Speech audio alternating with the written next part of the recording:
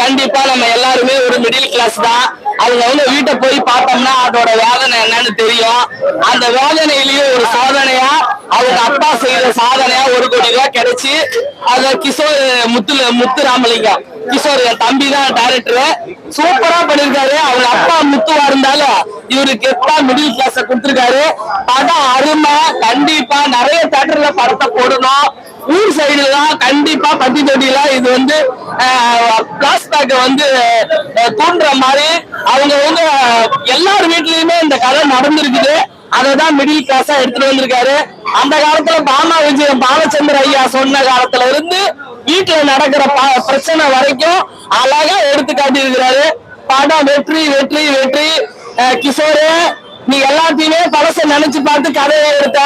ஆனா 12 வருஷம் பழகின இந்த அக்காவை நினைச்சு ஒரு சின்ன கேரக்டர் கூட கொடுக்கல. நான் என்னைக்கு ஆட்ட பதிவு பண்ணிட்டேன். ஆனா படம் சூப்பர்டா சூப்பர்டா. ஒரு முனிஸ்கான்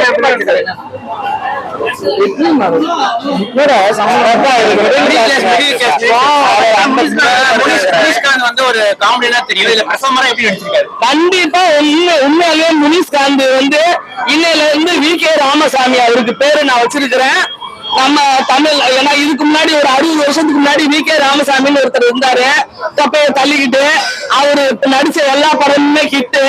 அது மாதிரி நம்மளோட பழைய வி.கே. ராமசாமியா முனிஸ்காந்த் அண்ணனை பாக்குறேன். கேரக்டர் வைஸாவும் அவர் ரொம்ப நல்லவரு. சுகந்தி அக்கா சொன்னா பக்காவா இருக்கும். சூப்பரா பண்ணிருக்காரு. ரச்சகன்ல வந்து அந்த கம்பெனி தான் அந்த படத்தை எடுத்திருக்குது. அந்த படத்துல ஒரு பொண்ணை தொலைச்சிட்டு அதுல இருந்துதான் கதை போகும் இல்லையா, அதோட எஃபெக்ட் வந்து அப்படியே ஒரு குடும்ப தலைவனா நடிச்சிருக்காரு. சூப்பர். முனிஸ்காந்துக்கு கண்டிப்பா மிகப்பெரிய தமிழ் திரையுலகம் அவருக்கு ஒரு பாராட்டு தெரிவிப்போம். கண்டிப்பா இந்த படத்துக்கு அவர் அவார்டு வாங்குவாரு. சூரிய யோகி பாபு எல்லாம் பீட் பண்ணி வந்துருவாரு. யாரு? சூரிய யோகி பாபு எல்லாம் பீட் பண்ணி வந்துருவாரா? நான் வந்து சுகந்தி அக்காடா. நீ யாருடா சொல்லு. நீ திரை வெளிச்சம் சொல்லாது. என் பேர் என்ன? என் பேர் கார்த்திகனா. என் பேர் சுகந்தி. ஒரு சூரி வந்தாச்சு, ஒரு அப்படி ஒவ்வொருத்தரும் வந்தாச்சு. அவங்களோட இவங்க கம்பேர் பண்ண வேணாம். எல்லாருமே ஒவ்வொரு ஆளு தனி ஆளுதான்.